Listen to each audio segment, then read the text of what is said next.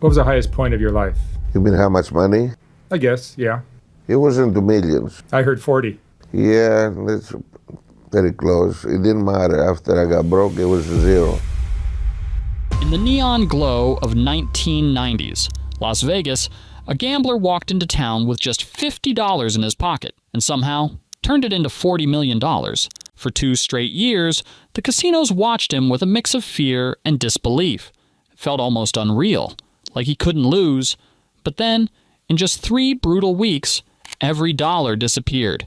So what pushes someone to risk everything like that? Not just once, but over and over again. This is the unbelievable rise and fall of Archie Karas. Born in 1950 on the rugged Greek island of Kefalonia, Archie Karas didn't grow up dreaming of comfort or stability. Life there was hard, money was scarce, and following his father into construction felt like a dead end. So he did what he could to survive. Before most kids were thinking about school or sports, Archie was gambling, literally playing marbles for money just to scrape together a few coins. Then came the moment that changed everything. One day on a construction site, a vicious argument erupted between Archie and his father. Tempers exploded. At its peak, a shovel came flying through the air, missing the 15-year-old by inches. That was it. No apology, no second chances. Archie packed what little he had and walked away from home for good. He found work as a waiter on a ship, clinging to the job until it finally docked in Portland, Oregon. From there, he headed straight to Los Angeles. He was just 17, waiting tables at a small restaurant wedged between a bowling alley and a pool hall. And that's where everything quietly started to shift. In his spare time, Archie practiced pool relentlessly, not casually, obsessively. Soon, he wasn't just good, he was dangerous. He began taking cash from anyone willing to bet until word spread and the action dried up. No one wanted to play him anymore, so he moved on. California card rooms became his new battlefield. Poker replaced pool, and over the next 20 years, Archie Karas built a fearsome reputation, grinding his bankroll up to more than $2 million. But behind that success was a darker streak. During this period, he was arrested twice for cheating by marking cards, and somehow managed to slip away from serious consequence both times. Still, luck isn't loyal forever.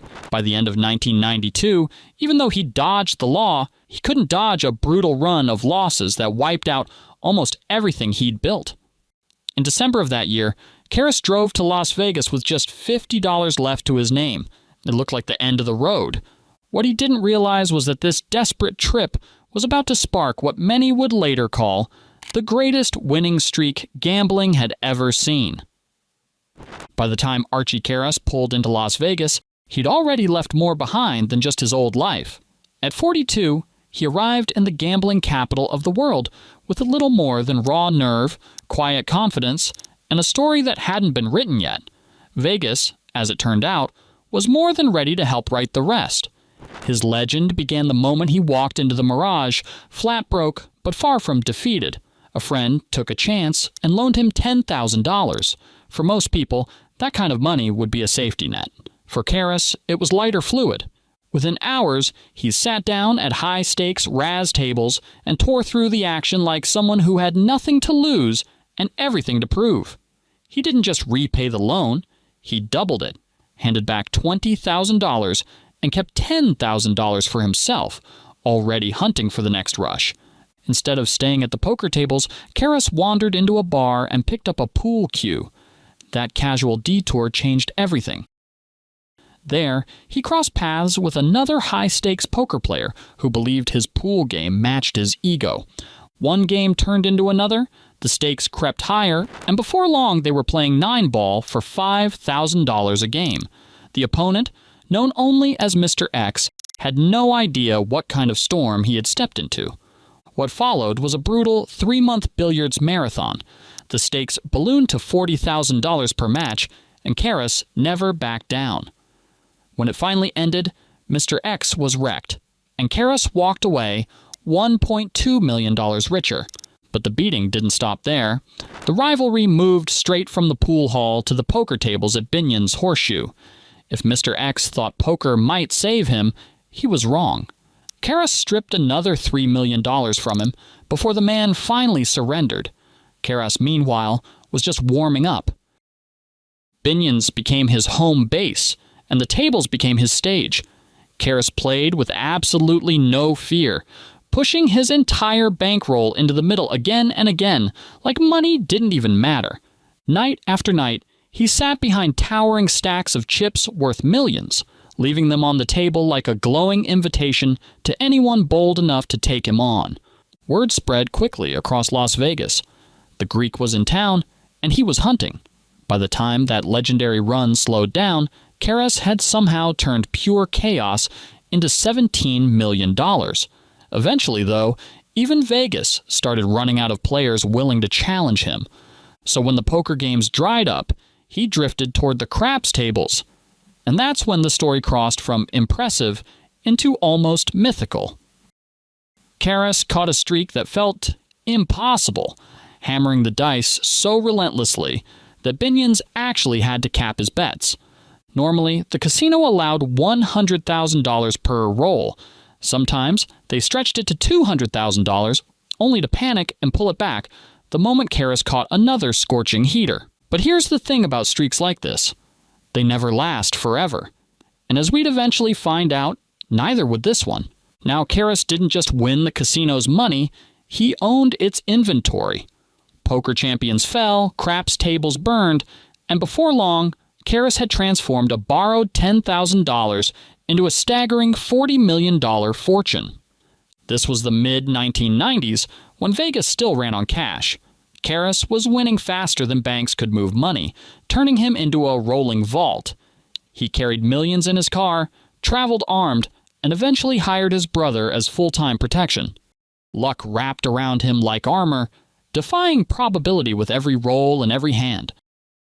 But in 1995, the wave that had carried Archie Karas all the way to the top finally started to crash, and when it didn't ease him down gently.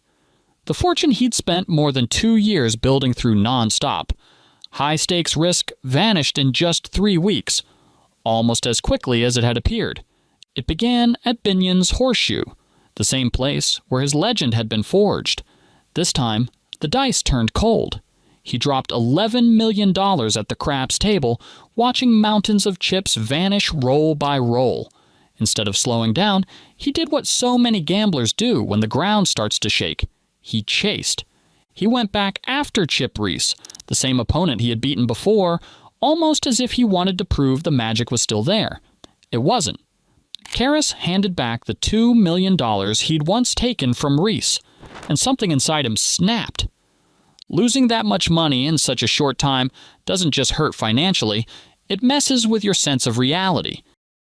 In 7 days, $13 million was gone, and the fearless confidence that once defined him began to turn into desperation. Searching for a reset, Karas moved to baccarat. It didn't help. The losses kept stacking until another $17 million disappeared.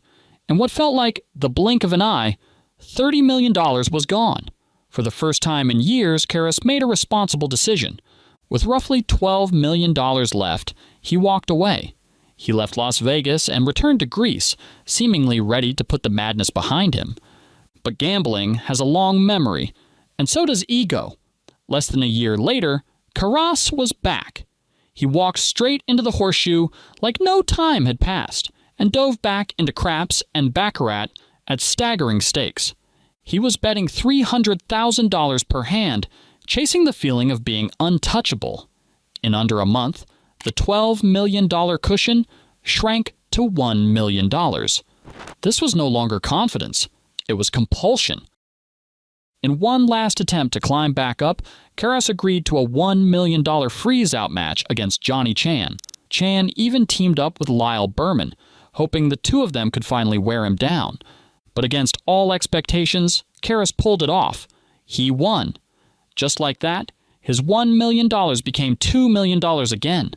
For most people, that would have been the perfect exit. A second chance. Karas didn't see it that way. Instead of cashing out, he headed straight back to the dice and baccarat tables, and in a matter of days, every dollar was gone. Just like that, the greatest run in gambling history was officially over. But the story doesn't stop there, because right after this, Karas was arrested at the California Club in downtown Las Vegas for cheating.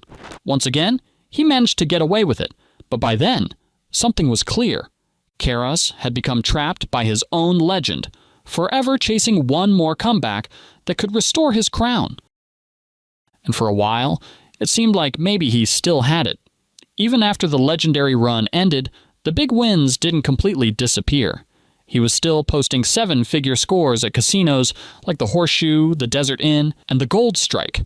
From 2004 to 2013, he kept showing up on ESPN's World Series of Poker coverage, quietly cashing in tournaments across multiple formats.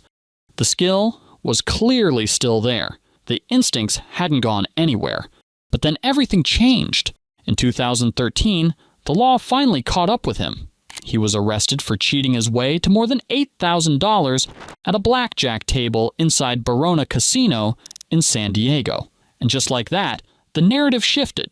Suddenly, people started asking the uncomfortable questions no one had really wanted to touch before. Was the run truly as pure as it seemed? Or had it been helped along in ways the casinos, and maybe even the fans, never wanted to admit? Surveillance footage showed Karas marking cards, a technique that allows a player to identify card values before they're revealed. When police searched his home, they reportedly found hollowed-out casino chips believed to be used to smuggle marking ink. Prosecutors said his luck had finally run out. According to Nevada gaming officials, Karas wasn't just a rule breaker. He was a serious threat to casino integrity. The record supported that claim. Since 1988, the Nevada Gaming Control Board had arrested him 4 times on suspicion of cheating-related offenses. In 2014, he pleaded guilty to a burglary charge for entering a casino with the intent to mark cards. He received 3 years of probation and was ordered to pay restitution. Then came the final blow. In 2015, the Nevada Gaming Commission voted unanimously to place Archie Karas on Nevada's Black Book, the state's list of excluded persons. Only a handful of people had ever received that distinction. From that moment on, stepping into a Nevada casino would mean immediate criminal charges. The gambler who once owned Las Vegas was permanently locked out. Archie Karas passed away in September 2024 at the age of 73.